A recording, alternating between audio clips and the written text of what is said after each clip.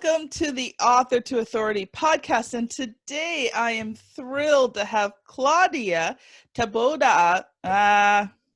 Try again. Claudia Taboada on our show today. And I know I still mess that up, but I do. Oh, that's okay. That's all right. Now, Claudia has a Bachelor of Science in Biochemistry and an LL.B in Common Law from the University of Ottawa. She's a former labor and employment attorney, a disability rights advocate, a health and wellness coach, an author, an entrepreneur, a women's empowerment coach, a motivational speaker living in Montreal. And Claudia's most precious, important role is that of being a devoted mom to her two sons, Nico and Alex. And Nico has autism, and for close to 9 years now, Claudia has been his full-time caregiver. Man, how much more can you add on your plate?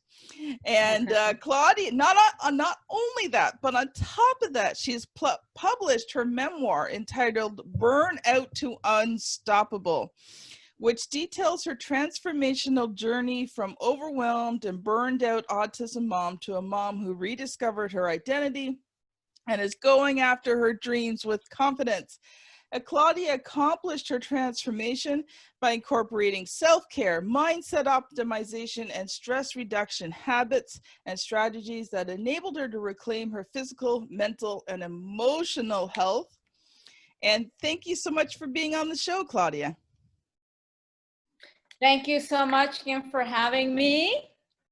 Thank you.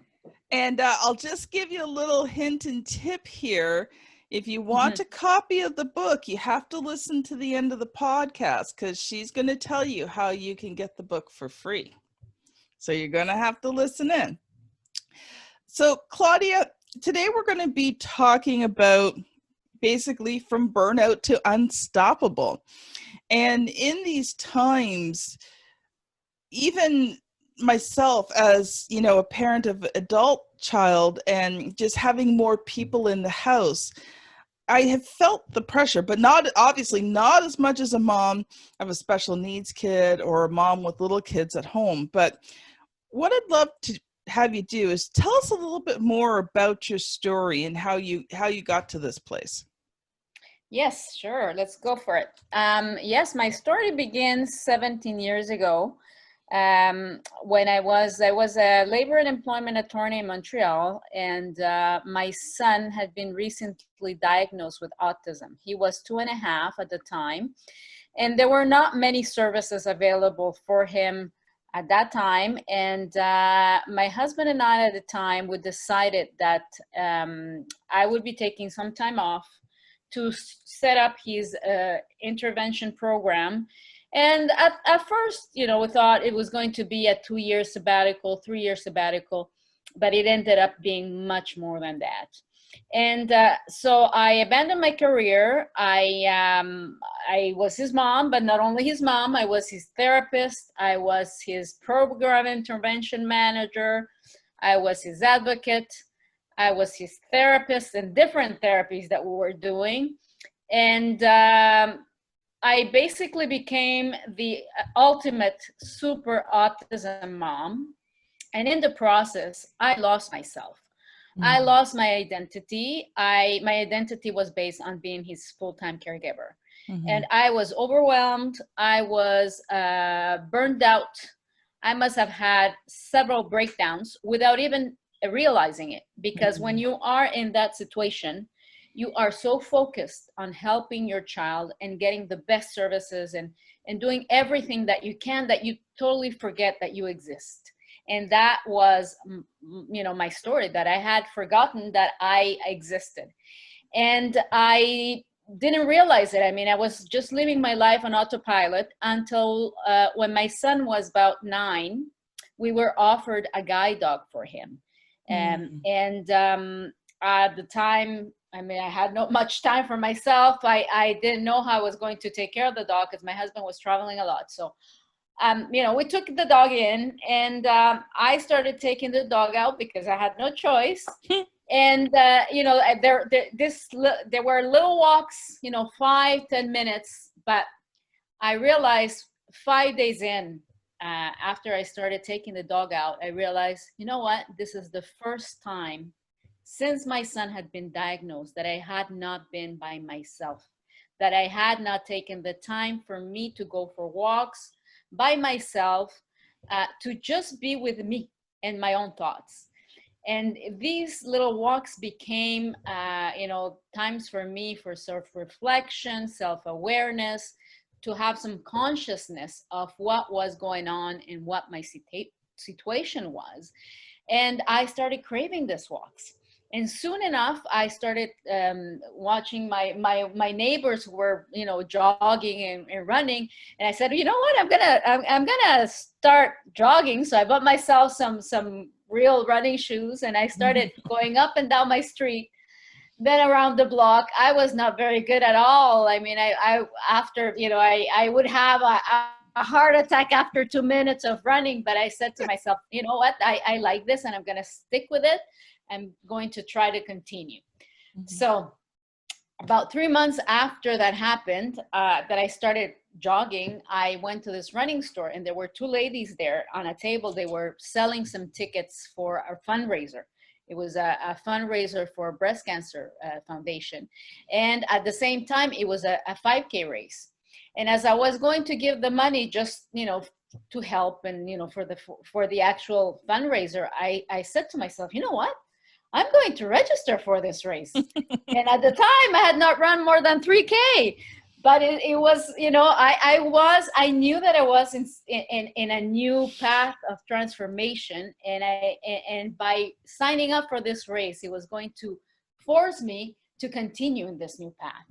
So I said, okay, I'm going to sign up for this race. And I ran that race. And I remember vividly that race. It was on the 4th of October, 2009, my birthday, my 41st birthday. And I crossed that finish line. I looked over. I was not the last one, which was my biggest fear. And crossing that finish line for me was an epiphany. It was transformational moment. It was a kick in the butt that I needed to realize that I had been neglecting myself, that I had been neglecting my physical, my mental, and my emotional health, and that something needed to change. I needed to be the mom, for us parents of special needs children, is really important to have the vitality and the mental strength to endure the journey, because it's not a sprint, it's a marathon. Because as our kids get older, there's less services and there's more needs. So we really need to have the vitality and the longevity to be able to endure.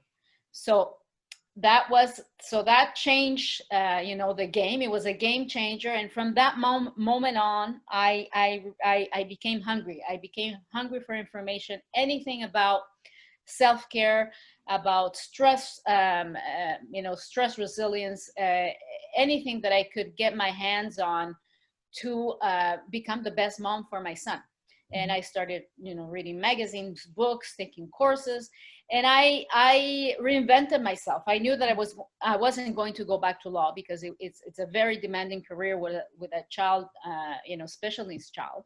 So I just reinvented myself as a health and wellness advocate. I became an athlete. I became a marathoner.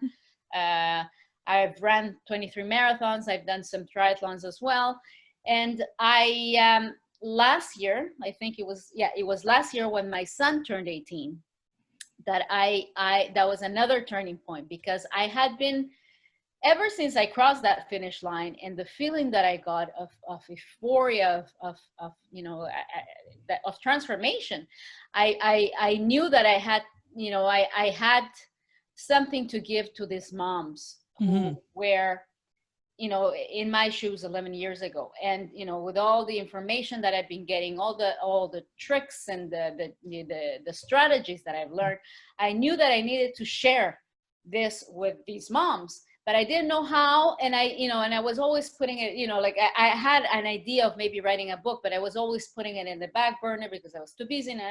But then when my son turned 18, I realized that was my moment to share my message, because as he grows, when he can stay in school until he's 21. After that, that there's no more services, and Yeah. who knows what's going to happen when he's 21. So I had between 18 and 21, those were 3 years that I said to myself, this is the time. Yes. This is the time to share my message, and I have no choice. I am going to write this book. So I started writing my book, and I self-published my book in February of this year. And congratulations. Yes, thank you so much. And since then, I mean, I found, I found my calling, which is helping these moms who were in my shoes and who need to realize that self-care is non-negotiable, and that it's not selfish, and that we need to prioritize self-care in order to be the best caregivers that we can be. So yes, that's my story. And most people just don't realize how hard it is actually to have a special needs teenager. Mm-hmm. Because mm-hmm. They go through all the same physical changes, they go through all the same hormonal surges and changes. That does not get delayed. Nope. But what gets delayed is their ability to mentally, emotionally, and socially handle it. That's it. So not only are you dealing with things that normal teenagers go through, but you're also dealing with the fact that these kids are not ready to deal with it. Exactly. And there's a lot of anxiety, and sometimes there can be aggression, because sometimes they don't know what's happening, and they can be aggressive, or they can have other types of behavior problems. And yes, as they grow older, sometimes these behaviors even increase. So that's why it's really important for us as parents to have the physical and the mental strength to be able to handle this for a long term. Well, and it's also difficult too, because the world's telling them that they have rights. And you as the parent are sitting there going, yes, this child might physically be 18, but mentally that maybe this child's 8, 10, 11, 12. Yeah. This child is not capable of making their own decisions. And yet the world is telling this child now that they can decide and do what they want. And you're like, oh, no, that ain't not happening. Exactly. And then, and the chart, like you become, they need to be taken care of for the rest of their lives. Like my son, he's severely autistic, and there, he will be under my care until I die. Yes. And I have to be able to handle it until, so that's why. Yep. And so that's why it's so important to bring in, that element of self-care, because it's, you will have a perpetual child for life. That's it. Or a young adult, right? Like they do grow, they do develop, they do learn a little bit more, and they can start to become responsible for some things. But ultimately, it's like having a lifelong child. It is. Yeah. Oh, yeah, for sure. Yeah. So I wanted to let you loose for a few minutes. I know when we did our pre-interview, we talked about a few things like having that unstoppable mindset, doing that one challenge to yourself, getting yourself out of the box. So I want to let you loose for a little bit to talk about going from burnout to unstoppable. Sure. Let's talk about some of my strategies that I've used and that I continue to use. It's an ongoing, it's an ongoing work that I continue to do. It's habits that I've developed and that I still use because they're necessary. So let's go for. I have 7 habits that I use to master my mindset, and also to have the physical, the physical energy to handle things. So the first one is to solidify the foundation. And by that, I mean getting the body strong by taking care of our nutrition, taking care of the sleep, hydration. And another very important aspect is to have to try to move our body daily, whether it is a 10-minute walk, 20-minute walk, but try to move at least once a day, because I find that it gives us the endorphins to continue to have, to have a good day. And physical activity for me was transformational. That's what made, what transformed my life, is that I started having this moments of introspection, but also I was getting my physical body strong. So physical activity for me, it's very important to optimize the mindset as well. So that's taking care of the foundation. So that's the foundation. Now, if we start talking more about mindset and mental wellness, another trick that I use is calming the mind via mindfulness or meditation. And this for me has been very important, because it's and for anybody to have, as I said before, by going on my walks, those were my moments of mindfulness, in the sense that I just immerse myself in the surroundings, in the smells, the sights, and it brings the mind to the present moment. And that, yes, I think is key, because we're in the present moment, so we're not dealing with the past, regretting the past mistakes or things like that. We're not thinking about future anxieties either. And in my journey as a mom, I was always thinking, oh my God, what's going to happen to my son when I die? And it would keep me from sleeping. And now I said to myself, I'm not thinking about that. I will be in the present moment. That's it. That's all, because that's all it matters. So having, calming the mind and being in the present, it has been key for me. And in order to have to have a strong mindset. Mm-hmm. Now, if we go more about if we talk more about mindset, having an unstoppable mindset, one of the key things is to develop a growth mindset.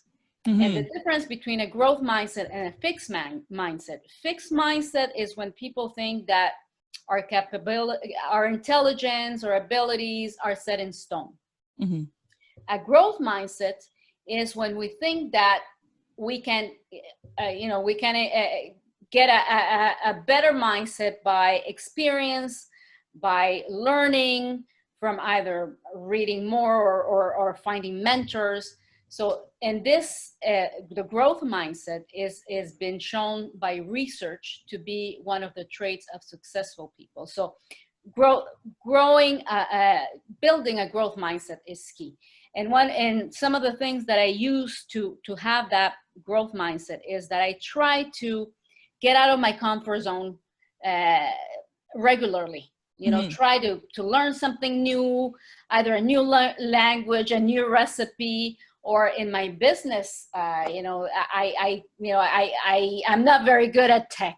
So I try to go and learn about whatever funnels or whatever it is, but try to learn new things, and or do new things, because it is important to fail and to fail fast. So the failures, one of the things that I do is see the failures as an opportunity to learn. Mm-hmm. or grow.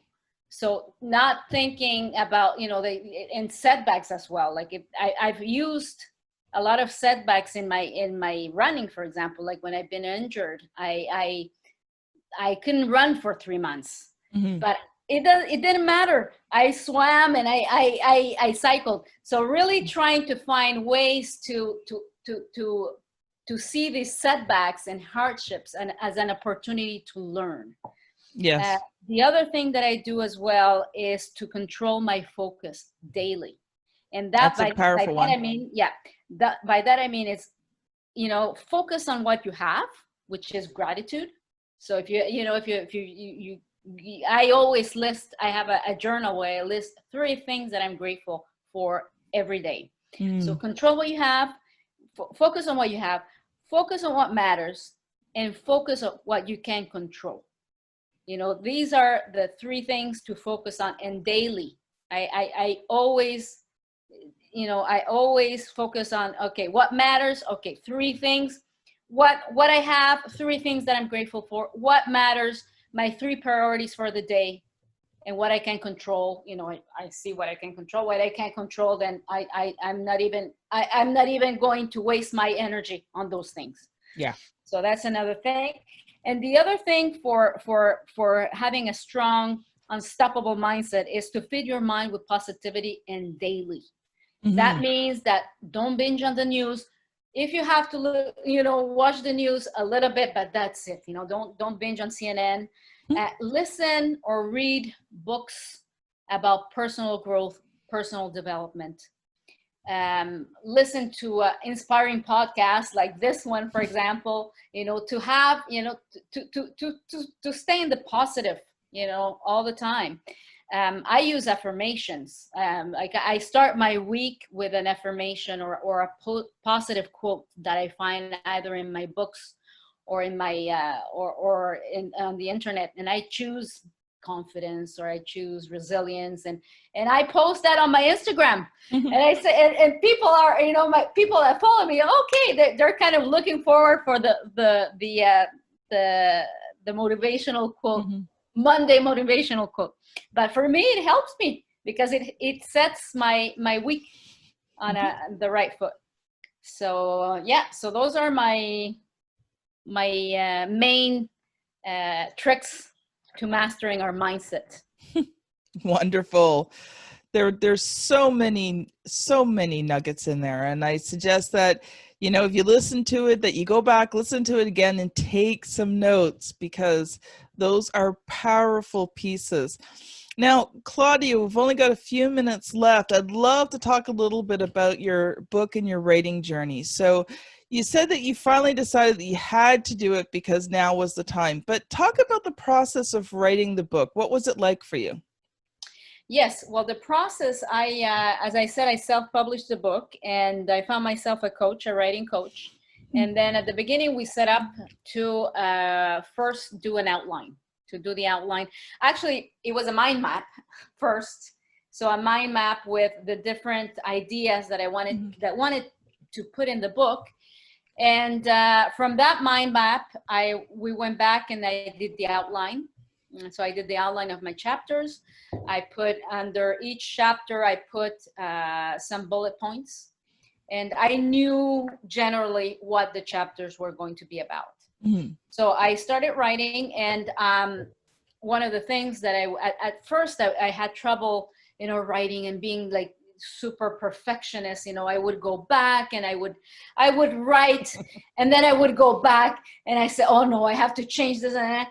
And it was taking me so long, and eventually I realized that you really have to go and go with the flow. Just write, and then come back to do, to actually do the, the editing, because there's two separate parts of the brain, and don't mix them up. And then that made all the difference, because sometimes I would do, okay, today I'm writing and I don't care, if it doesn't matter. I'm just going to write for like an hour or half an hour. So I would go and write. And then other days it would be editing, because I didn't feel like writing, so I would just edit. But I one of the tricks that I would give to new writers is that, don't waste your time on editing too much. Like, sometimes just go with the flow. And so I that's how I did it. And actually I wrote from, I would say, June of last year to about September. And then after that, we began the process of editing. So, and I mean, that was in the summer when the kids were at home. So I kind of found my times, I didn't have specific times when to write, but when I had like, a good half an hour to an hour, I would sit down on my computer and I write. And that's an important point that you brought up there, is the fact that you took the times when you had them. Yes. Yes. And the other thing I loved about what you said is the fact that, you know, you realize after a while you got to stop editing as you go. And that's really important too. You know, when you're a seasoned writer, you can go back and edit a little bits, because sometimes I kind of write, edit, and I go back, I edit, whatever, but I can do it really quickly. So I can still pump out several thousand words in a day when I need to. And that's even with self-editing. So, but when you're not used to writing, just get all your ideas down. I agree. You know, get them down on paper and then allow the editing process to take place. And that's when you can go through, read it back with fresh eyes, really analyze it, you know, take things out, put things back in, do that developmental edit before it goes for all the grammar and all that other stuff. But, you know, at least get it down on paper, because once it's down on paper, you know, that's about 75% of the way done. I agree. Yes. You have everything there. And then after that, you can just change. I would move, you know, like some paragraphs were moved and I added new chapters and things, but at least the basic. The framework was all there for you to work with. Yes. So Claudia, I know that you're offering people a free copy of your book. So how can they get that? Yes, they can get, well, I'm going to send you the link. So they will get, actually there's two gifts. One is going to be the free ebook version of the book. And then the other one, it's a guide, a PDF guide that I give when I go to podcasts. And it is a PDF guide called The 7 Habits, Self-Care, the 7 Self-Care Habits to Reduce Stress and Master Your Mindset. In times of COVID-19, which is actually, it's a little bit of what we talked today, but it's going to be more in depth. And I also give some checklists and worksheets in there as well. Okay, now if someone's listening to this and they can't necessarily access the show notes right now, how do they get to there? They can get to there. Well, let me see. They could actually go and to my website. It's claudiataboada.com, and then can send me an email if they want that, if they want the gifts. And if not, well, let me see. I'm trying to figure out. Well, I'm going to give you I'll give you the link. Yes, the link will be in the show notes, but they can also go to your website. They can go to my website. Okay, so Claudia, Claudia, last name Taboada. And is that .com? Yes. All right. So you can go to go to Claudia's website. You can also from there pop her off an email, or you can check out the show notes for the link to the book. Well, thank you so much, Claudia, for being on the show today. It has been wonderful. I've loved the lessons that you have taught. And this has been Claudia and Kim on the Author to Authority podcast. Thank you so much for listening, and we will see you on the very next episode. Bye now.